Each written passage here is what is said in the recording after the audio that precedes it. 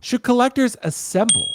See what we did there? Assemble the Endgame line while they still can. Let's talk about this because we just talked about, because Ben, I know you mentioned something real quick. So, and I'll start with Kiko, but I want to address something Ben said real quick. But Ben, you said that maybe you're a little more excited for DC, but you don't feel as concerned, right, with Marvel.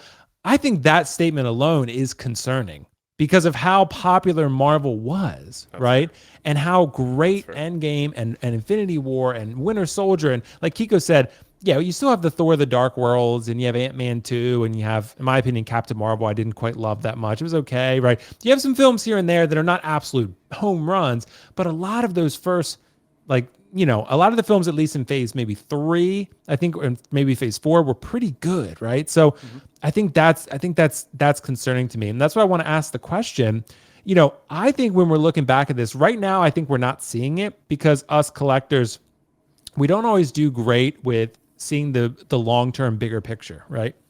But when we think about what people are going to do and what people are going to want when they all sell out, if we're looking at Star Wars, right? Everyone wants the original trilogy shit. Everybody, like all the Star Wars fans. This is the original trilogy shit for Marvel, right? And that's, I think, the point that people need to consider here. So at the time, I wasn't collecting them, but people had informed me. Alec Guinness, Obi-Wan, figures like that were just sitting on Sideshow. Darkseid Anakin was sitting on Sideshow. Everyone said, oh, whatever, right?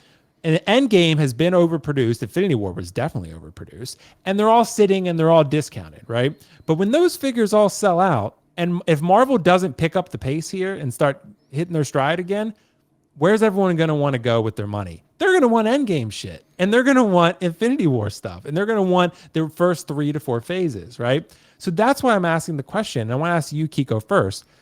Should collectors really assemble the Endgame line while they still can?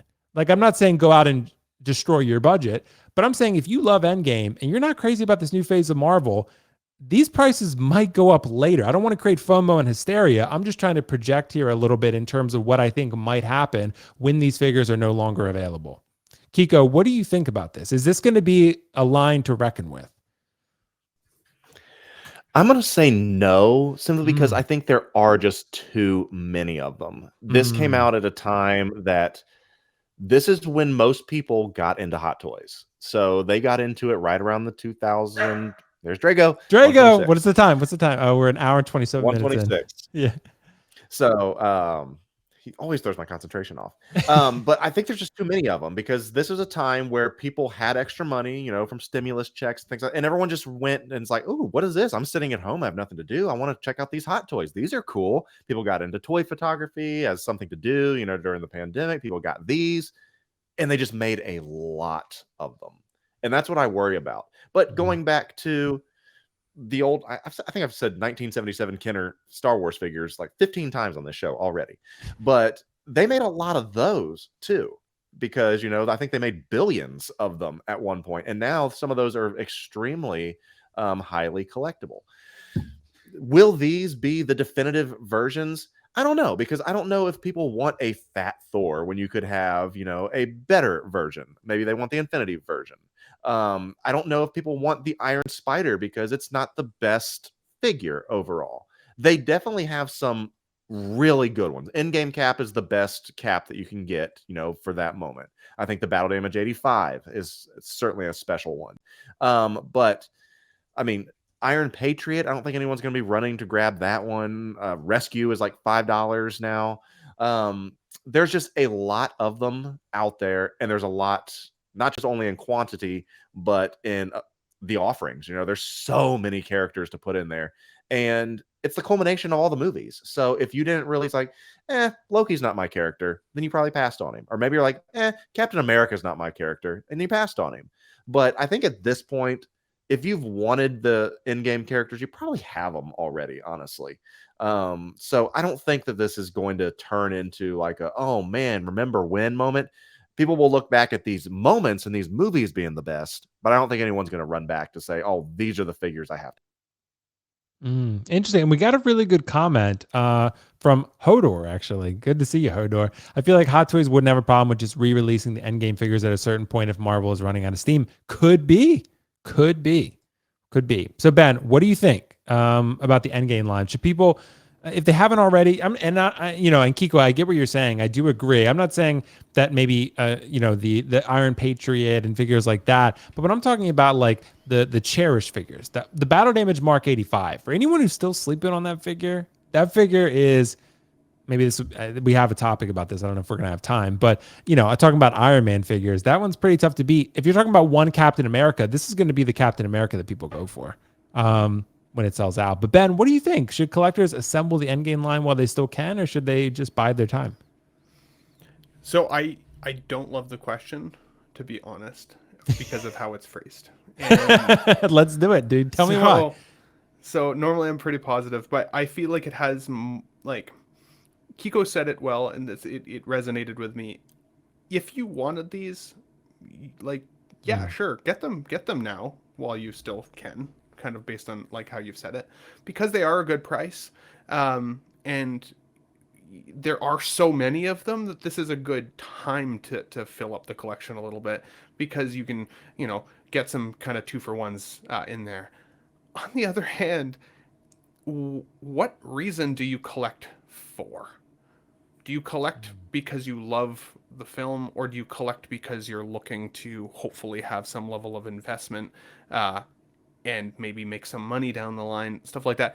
I don't collect to make money off of my figures. And so while I agree with you that these figures may kind of go through an influx of pricing over time, and once they're gone, they may be chase figures. That's the way she goes. That's the whole point of FOMO, is that like once they're gone, somebody out there is going to be like, I wish I'd got that Mark 85, even though it sat for so long.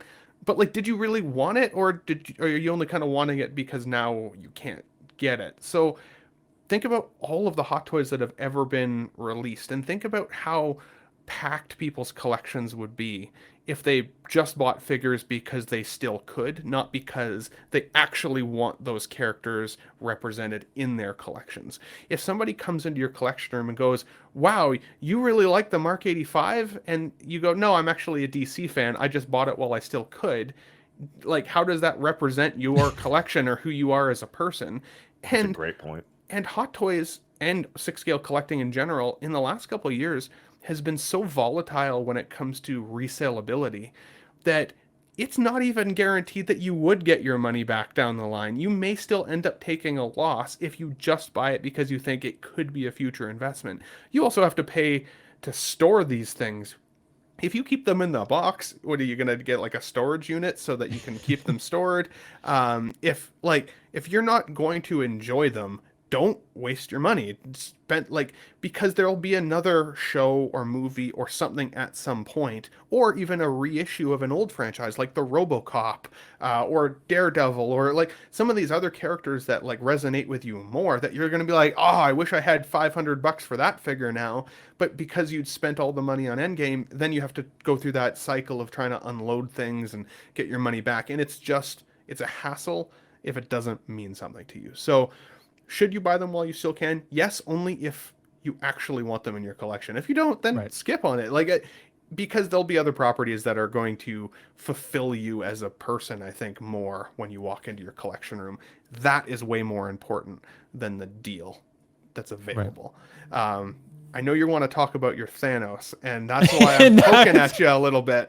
Dude, it's totally fine. Because you bought that thing on a good deal, and then you didn't really like it. And then I can buy it on the same deal if I want. And so, now you're thinking about buying it again, but for which I'm not going reason? to. I'm not going to. I mean, do it. I no judgment, but I'm not going to. Only do it if you're like, I need it. Part of the reason too, Ben, that I sold it originally is because at the time I had the Iron Studios Thanos, the quarter scale statue, and that thing was really, really great. And I compared it to the Hot Toys Battle Damage figure, and I was like, it's just not. It wasn't a fair comparison, right? Because you're talking about a $1,200 statue versus a $250, $300 figure for what it was going for. But so, Ben, you make a lot of really good points, and there's something I want to address in there too. So one of the things, and Kiko knows this probably better than anyone. So yes, I wholeheartedly agree with you that really at the end of the day, you should be collecting because you're buying something that you want, right? So I would never really advocate for someone to go buy something that doesn't mean anything to them. So I would never say like, go buy the Endgame figures just because I think they might be Grails later if you don't give a shit about Endgame. But if you do care about Endgame and you do love the character and you were going to get this anyway, but you're just waiting for a heavy discount, that's happening obviously. But Now's the time. eventually I think these could become really sought after figures. And really at the end of the day, my point being that I think these figures are going to be pretty special. And I do think that, that these figures are going to be something that people are going to want down the line. And what we really need to point out too, Ben, is that exclusivity is more important to people than I think they're willing to admit. Because if we're being realistic about the situation, how many people really wanted that D100 Iron Man? Yeah, I was going to say that. How many people really wanted that stealth suit cap that already existed, that they gave another one for? Of course, they gave the Singe Gauntlet, which is really cool. But how many people really wanted the Mark 47 when it was $1,200 and people just bought it because they wanted something exclusive? How many people really want Darkseid Anakin today, but they bought it anyway because it's exclusive and it's rare, right?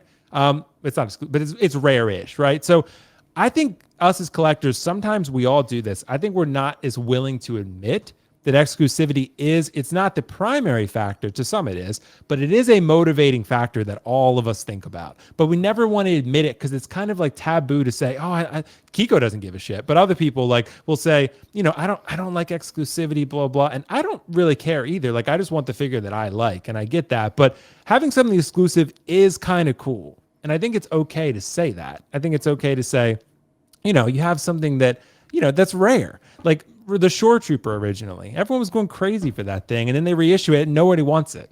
So it's a very interesting thing. But if they didn't reissue it, everyone wanted it. Everyone would be like, well, I have a Shore Trooper, right? And Yondu now, if they reissued Yondu, I wonder how many people would actually go buy Yondu, right? Everybody said Nebula was going to be a chase figure, that it was going to go rare, and then she sat for the longest. And that's what I think is super fascinating about this. It's just a human. It goes far beyond collecting, but I'm with you, Ben. I do agree with you overall, but I just think exclusivity matters. So when this Iron Man is probably the #1 Marvel figure maybe ever made, and then it's gone, and people will be like, "Oh man, I missed out on Iron Man." Not real, unless you just started collecting, right? I mean, you had so many opportunities to get this. Sorry to cut you off, buddy. You're so right. But like what I've even learned recently from collecting with some of my other collector friends, I don't want to name drop, but I collect with one guy who kept all of his figures pristine in the box. He didn't display his hot toys. He keeps them all pristine. Yeah. And now this person's going through this absolute roller coaster of emotion because what he thought he felt like he had in his collection is starting to slowly kind of slip and lose the value that it had accumulated, because now we're seeing consistent reissues of the same things. And it's pulled him out of the hobby. It's made him feel like, what's the point? I don't want to do it anymore. I'm going to switch to something else that has more actual, like, resounding collectability, numbered collections, statues, things that are like, if they make it again, they have to change it because there was only 900 of these ever made or 300 of these ever made. The D100 is a great example for Hot Toys because, I feel like a lot of people were like, why would I want that? Until we were like, oh, wait, there's only 1,500 worldwide. Okay, well, maybe. But even that figure wasn't numbered. There's no number on it. So, they say there's 1,500 worldwide, but are we going to get another Churrogate Spider-Man where we get the D100, figure in a week from now? He just doesn't have that fancy looking base behind him anymore. And they're like, just kidding. There's 15,000 of these ones. But the collector's edition is just that cardboard base and behind her plastic, whatever it is. I don't think Hot Toys should be considered as collectible as they once were, because that's not even necessarily the way they market themselves anymore. Sure. If they want to be exclusive like that, if they want this figure to hold its true value, they should never give us this again. But I wouldn't put it past them for the Endgame 10-year anniversary 10 years from now for it to be like, surprise, we knew everybody wanted this figure because they passed on it when it was half price back in the day. Here it is for you again with another half accessory, and call it a day. So that sounds like a negative perspective. I love Hot Toys, and I think I'll collect Hot Toys forever. But as much as I like exclusivity, my DX11 Joker that I spent $1,000 for now isn't worth anywhere close to that because of other properties that are out, or if they make a version 3 from Hot Toys, and suddenly that just doesn't have the same value it once did. Yeah. And you're always right, Ben. They're always evolving and changing, and the figures get better and better. So yeah, it could very well happen. Maybe they say 5-year anniversary, right? They'll be like, there it is. There's Endgame shit again. So yeah, but I guess that would be like now, right? Because didn't Endgame come out in 2018, 2019? Kiko, or would you say Endgame 10-year anniversary is 6 years away? Yeah, says in right. the chat. 2019 is what it was. 2019. Right. Right. That's crazy. That's crazy, bro. 6 years away. When Like, that that's happens crazy. and we're all still live streaming, we're gonna be like, "Damn, what happened?" We're gonna be like, "Yeah, it's pretty crazy." And But I anyway, probably guys, still won't have my NR Joker. yeah, you probably. I'll have my Module cases by then, but you won't have your Joker apparently.